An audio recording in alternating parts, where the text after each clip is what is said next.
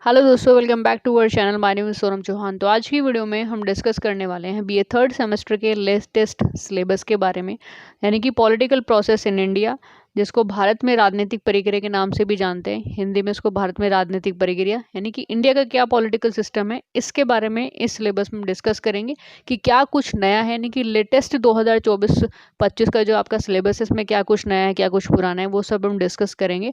तो आगे बढ़ने से पहले फटाफट से वीडियो को लाइक कर दो, शेयर कर दो, और अभी तक सब्सक्राइब नहीं किया है तो please do subscribe and bell icon को प्रेस डेफिनेटली कर लेना, क्योंकि इसकी जो नई क्लासेस हैं वो जैसे ही आती है, जैसे ही अपलोड होती है, 1-2 दिन में हम करा देंगे उसको स्टार्ट। तो आप तक वो नोटिफिकेशन पहुंचे, इसके लिए आपको सब्सक्राइब करना होगा, बेल आइकन को प्रेस करना पड़ेगा, तभी आपके पास नोटिफिकेशन आएगा, ठीक है। क्योंकि इसकी जो देखो थर्ड सेमेस्टर की पूरी प्रॉपर रूप से एक ओल्ड क्लासेस भी अवेलेबल है, पूरी प्लेलिस्ट अवेलेबल है। चाहे तो आप स्टार्टिंग से उसको भी देख सकते हैं, आप स्टार्ट कर सकते हैं वहाँ से देख करके, ठीक है। वो भी सेम यही सिलेबस है, कुछ भी ऐसा नहीं है। एनईपी 2020 के ही अकॉर्डिंग हम इस सिलेबस के बारे में बात कर रहे हैं, और एनईपी 2020 के अकॉर्डिंग वो हमारी जो पुरानी क्लासेस हैं पिछले साल की जो हमने कराई थी वो अवेलेबल हैं। चाहे तो मैं इस वीडियो के एंड में मैं इसको शो कर दूंगी, जा करके ज़रूर देख लेना अगर आप पहले से अटेंड करना चाहते हो। बाकी इसकी जो नई क्लासेस हैं हिंदी और इंग्लिश दोनों में ही जो कंबाइंड जो हम क्लासेस लाने वाले हैं वो 1-2 दिन में आपकी आ जाएगी। तो चलिए अब वीडियो को आगे बढ़ाते हैं। तो आपका पूरा सिलेबस 8 यूनिट में डिवाइडेड है, जिसमें हम फर्स्ट यूनिट की अगर बात करते हैं तो पहली यूनिट है जिसमें आपको जो भी टॉपिक पढ़ने हैं वो क्या है, process of democratisation in post colonial India, dimension of democracy, social economic political factors, shaping the Indian political system since independence. तो उसमें उत्तर औपनिवेशिक भारत में लोकतंत्रीकरण की प्रक्रिया आप पढ़ोगे, किस तरीके से डेमोक्रेटाइजेशन का क्या प्रोसेस है ये आप पढ़ोगे। एंड देन लोकतंत्र के यानी कि डेमोक्रेसी के क्या क्या फैक्टर्स हैं, डायमेंशन क्या है, जिसमें सोशल इकोनॉमी पॉलिटिकल फैक्टर्स हैं, ये सब आप इसमें स्टडी करते हो, ठीक है। इसके अलावा स्वतंत्रता के बाद भारत में कैसी पॉलिटिकल सिस्टम है ये आप इस मतलब यूनिट फर्स्ट में स्टडी करते हो, कि वो कौन कौन से ऐसे फैक्टर्स हैं कि जब हमारा देश आज़ाद हो चुका था उसके बाद क्या क्या जो पॉलिटिकल सिस्टम वो कितना चेंज हुआ या पहले जैसा कितना है, एज इट इज़ ही रहा है, वो सब आप इसमें डिस्कस करते हो, स्टडी करते हो। फिर दूसरी यूनिट आती है आपकी क्वेसी फेडरलिज्म, जिसमें आप पढ़ते हो अर्ध संघवाद। जब भारत को बोला जाता है ना, भारत को कम्प्लीटली फेडरलिज्म नहीं बोला जाता है, भारत को क्वेसी फेडरलिज्म बोला जाता है। वो क्यों? क्योंकि हमने देखो क्लासेस में पहली जो ओल्ड क्लासेस में बताया हुआ है। बाकी इसको क्वेसी फेडरलिज्म क्यों बोला जाता है, इसकी जब वीडियो क्लासेस स्टार्ट होगी तब हम आपको बताएंगे।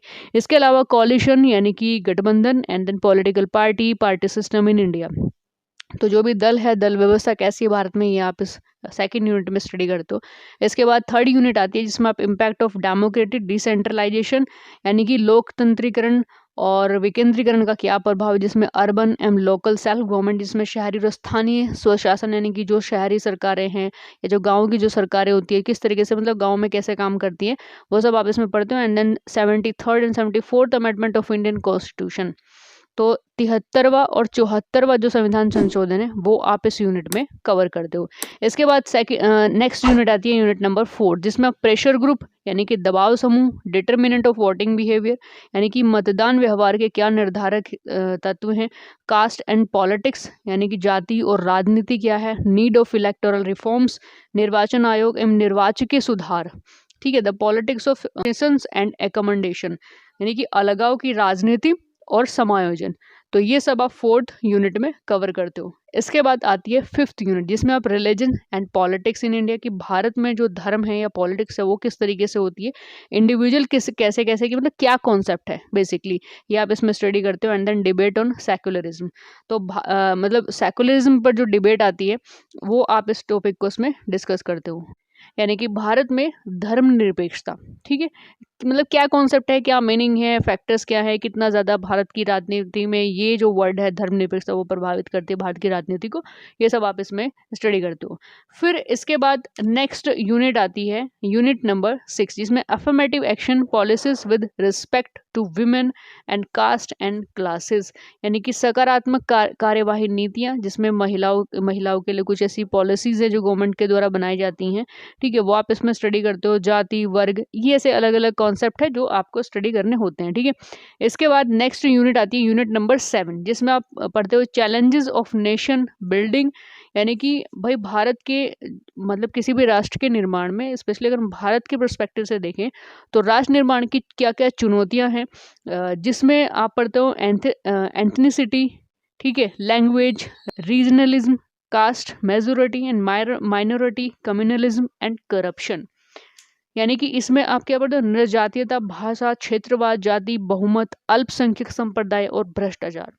तो ये सब आप इस यूनिट में कवर करते हो। फिर इसके बाद लास्ट यूनिट है यूनिट नंबर 8, जिसमें आपको पढ़ने को मिलता है पॉलिटिक्स ऑफ डिफेक्शन और पॉलिटिक्स ऑफ प्रेसिडेंट रूल, यानी कि दल बदल की राजनीति, पॉलिटिक्स ऑफ डिफेक्शन, ठीक है। इसके बाद पॉलिटिक्स ऑफ प्रेसिडेंट रूल, यानी कि राष्ट्रपति शासन की राजनीति, कि भाई जब राष्ट्रपति शासन लगता है, जब प्रेसिडेंट रूल किसी भी स्टेट में लगता है या देश में लगता है, तो उसका मतलब क्या होता है, उसकी क्या पॉलिटिक्स होती है, ये सब आप इस लास्ट वाली यूनिट में कवर करते हो। आई होप इसमें कुछ भी ऐसा चेंज हमें नज़र नहीं आया है 2024-25 में, जैसा कि मतलब एज इट इज़ आपका 2000 जो NEP 2020 है, NEP यानी कि नेशनल एजुकेशन पॉलिसी की 2020 के अकॉर्डिंग जैसा सिलेबस आपके सेमेस्टर में था स्टार्टिंग में 2020 से, वैसा एज इट इज़ ही 2024-25 में भी, तो कुछ भी ऐसा चेंज नहीं है। तो जो भी हमारे चैनल पर ओल्ड जो वीडियोस अवेलेबल हैं वो आप आराम से देख सकते हो, वो भी आपका कोर्स कवर करा देती है। बट अगर आप चाहते हो कि आप बिल्कुल 2024-25 के लेटेस्ट जो क्लासेस है वो अटेंड करना चाहते हो, तो आपको 1-2 दिन थोड़ा सा वेट आपको करना होगा, ठीक है।